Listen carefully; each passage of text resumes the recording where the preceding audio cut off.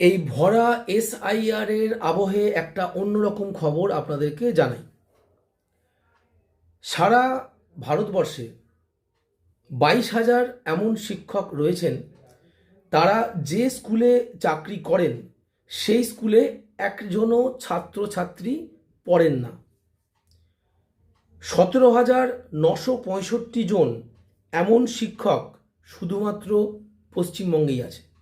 প্রায় 83% সারা দেশের যতজন শিক্ষক এমন স্কুলে চাকরি করেন যে স্কুলে কোনো এনরোলমেন্ট নেই, এমন সংখ্যার মধ্যে 83% শিক্ষক এই বাংলায় আছেন।